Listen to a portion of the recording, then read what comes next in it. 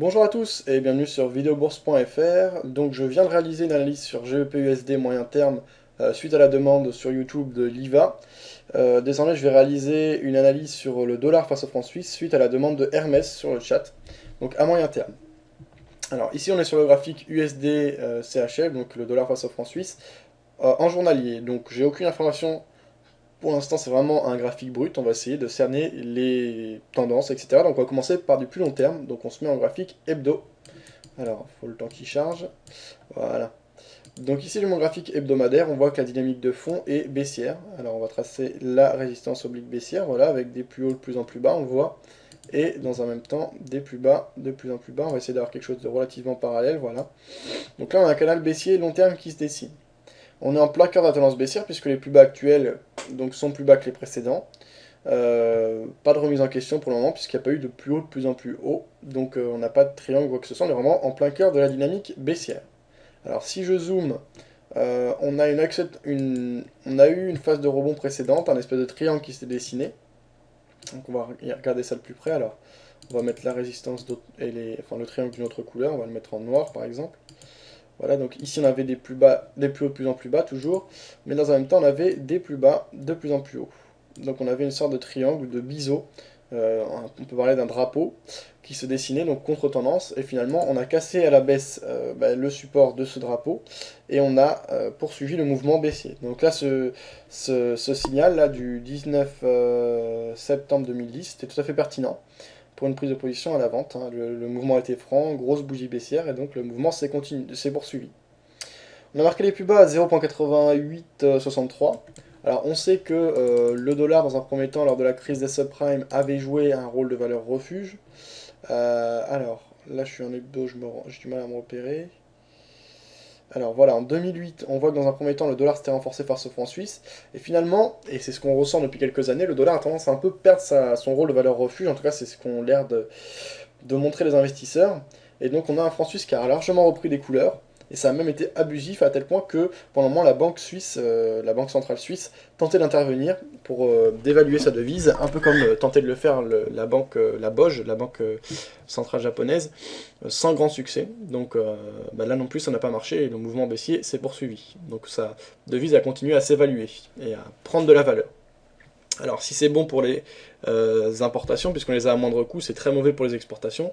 Après, je ne connais pas la balance commerciale de la Suisse, mais je ne sais pas si c'est un pays exportateur ou importateur.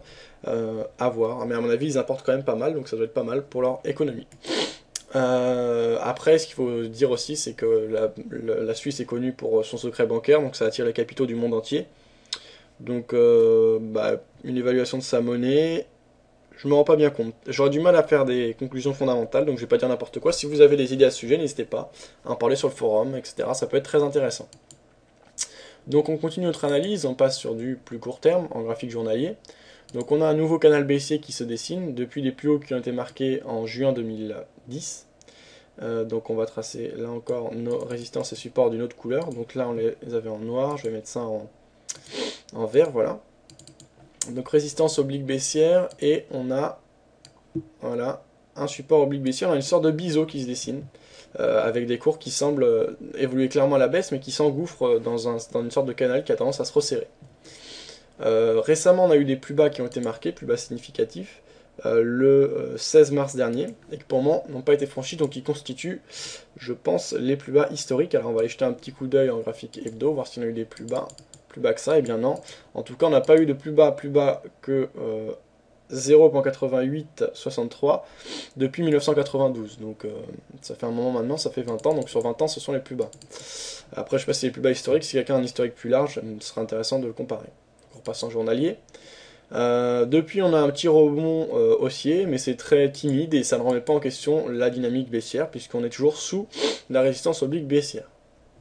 Donc on va regarder les niveaux d'achat au niveau du RSI pour voir si on a eu des zones de survente, pardon. Donc le RSI, oscillateur, Relative Strike Index, voilà. On va prendre le RSI 14 avec les zones des 30 et 70% repérées. Donc on a été survendu récemment lors de l'accélération baissière dont on parlait tout à l'heure, de mi-mars. Et désormais on est revenu, on est même repassé au-dessus de la zone des 50%. Donc on a quand même eu tendance à être largement survendu à de nombreuses reprises au cours de ces derniers mois. Si on passe en graphique hebdo, voilà, on a également eu plusieurs zones de survente récemment. On a quand même eu des zones d'excès, puisqu'on voit également qu'on a eu des zones de surachat. Donc on a une devise qui est relativement agitée, c'est le moins qu'on puisse dire, et qui pour le moment accélère à la baisse. Alors, comme on dit, il faut acheter au son du canon et vendre au son du clairon. Pour le moment, j'ai un peu l'impression que c'est le son du canon qui résonne, puisque, enfin en tout cas sur ce graphique, puisqu'on a eu de très fortes accélérations baissières, et qu'il y a bien un moment où ça va s'arrêter. On a eu pas mal d'excès, etc. Au cours des derniers mois, en gros des dernières années, on est tout de même passé donc de 1,83, c'est-à-dire que pour avoir, ça c'était en 2000, hein, donc c'était un moment, il y a 12 ans maintenant, 11 ans, en 2000 on était à 1,83, ce qui voulait dire qu'il nous fallait, donc pour acheter 1 $, il nous fallait 1,83 francs suisses. Désormais, pour acheter 1 $, il nous faut plus que 0,88. Donc ça a été divisé par plus que 2. Il y a une tendance de fond qui s'explique et qui trouve ses raisons fondamentalement, très certainement. On a un franc suisse qui a pris un rôle de valeur refuge évident, puisque depuis les années 2000, on a un contexte de crise à répétition évident. Le tout est de savoir, est-ce qu'on n'est pas en zone d'excès. Donc là, ça va être plutôt de l'analyse fondamentale et je serai incapable d'y répondre, puisque au niveau des devises, on ne peut pas dégrocher à l'infini. Puisque si la devise d'un pays vaut 1000 fois la devise d'un autre, quand on a affaire à des grands pays comme la Suisse et les États-Unis, ce serait tout à fait incohérent au niveau des échanges mondiaux. Là, apparemment, on n'a pas de crise majeure. J'entends par là comparable à ce qu'on a eu pour la crise subprime et la crise grecque. Les crises que l'on a actuellement, c'est par rapport à la Libye et aux révoltes des pays arabes. Pour le moment, ça reste, bon, c'est des guerres, donc c'est pas rien, mais économiquement, ça reste relativement gérable. Quand on a vu le pétrole libyen, certes, un taux dans les réserves de pétrole et dans la consommation de pétrole de chaque pays assez important, mais pas non plus vital, je dirais, ne remet pas en question. On a le baril de brut qui évolue à la hausse, mais on ne peut pas parler de crise, je pense, actuellement, en tout cas économique. On a eu également Fukushima, la centrale nucléaire, qui pour le moment, on peut encore avoir des surprises par rapport à ça, mais ne semble pas non plus avoir, on ne peut pas parler vraiment de crise économique mondiale, comme ça a été le cas avec la crise des subprimes, et plus localement en Europe avec la crise grecque. Donc on a quand même des périodes assez tendues. Donc voilà ce que je peux dire moi d'un point de vue fondamental, mais comme j'ai dit, je ne suis pas spécialiste.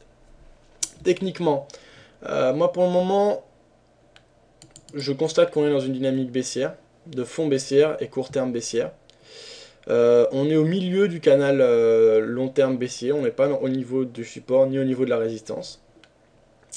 On a des vendeurs qui ont eu du mal à marquer de nouveaux plus bas, enfin en tout cas qui sont entrés en phase de correction, donc des investisseurs qui sont entrés en phase de correction récemment, qui ont marqué effectivement des nouveaux plus bas mais qui sont directement, donc suite à la grosse accélération baissière du 13 mars, sont entrés ensuite en phase de correction. Pourquoi pas prendre position à la vente si on a des arguments fondamentaux qui vont dans ce sens-là. En cas de retest, comme ça a été le cas très récemment, donc avant-hier, le 1er avril, pardon, c'était vendredi, en cas de retest de la résistance oblique baissière, en se protégeant sous les précédents plus hauts, par exemple ceux du 11 février dernier, et en chercher de nouveaux plus bas. Ce serait cohérent, ce serait en phase avec la tendance. Encore faut-il avoir des convictions fondamentales. Si on casse à la hausse la trendline baissière, étant donné qu'on a eu quand même des dynamiques sacrément fortes ces derniers mois, dernières années, on peut parier sur des phases de correction également assez importantes. Donc ça me semblerait pas incohérent de jouer les retracements en cas de cassure à la hausse de la résistance oblique baissière, en se protégeant sous les plus bas précédents, donc à 0,8859, d'autant qu'on a vu que ce sont des plus bas sur 20 ans, donc qui sont assez cohérents et assez importants. Au niveau des objectifs, on pourrait parier sur un ralliement de l'ancien support, donc de l'ancienne partie basse du triangle qu'on a tracé tout à l'heure, soit un retour au niveau environ de la parité, donc un retour aux alentours des 1, voilà, 1.01, Ça me semble plutôt cohérent. 1.01, 1.01, 80. Voilà. Cependant, bah, il faut rester assez vigilant. Ça reste des trades contre tendance. Il faut savoir le faire. Il faut savoir ne pas être trop gourmand. Il faut savoir respecter ses stop loss. C'est très important quand on est à contre tendance. Et dans un premier temps, il faut privilégier les trades dans le sens de la tendance de fond. Donc moi, ce qui m'a sauté aux yeux et ce qui me paraît, ce qui m'apparaît quand je regarde ces graphiques, c'est qu'il y a de l'excès baissier. Donc j'avoue, je serais plutôt partant pour prendre des phases de correction, mais il faut faire attention à ces sentiments, sentiments de retournement, etc. On a toujours l'impression que c'est excessif, mais tant que la tendance n'est pas remise en question, il faut accepter que la tendance de fond bah, tient toujours la route et tient toujours le marché. Donc pour le moment, privilégier les positions à la vente, donc privilégier le premier scénario que j'ai évoqué. Pour le moment, j'ai pas plus de signaux que ça, puisque si je voulais rentrer à l'achat, comme je dis, il faudrait une cassure, ce qui n'est pas le cas. Et si je voulais rentrer à la vente, il faudrait un retest de la résistance avec une reprise en main du marché par les vendeurs, ce qui n'est pas le cas. J'ai évoqué les deux scénarios possibles et les stop loss et objectifs que je placerai. Bah, on en discutera quand les signaux apparaîtront. Voilà, bonne journée à tous et à bientôt sur videobourse.fr.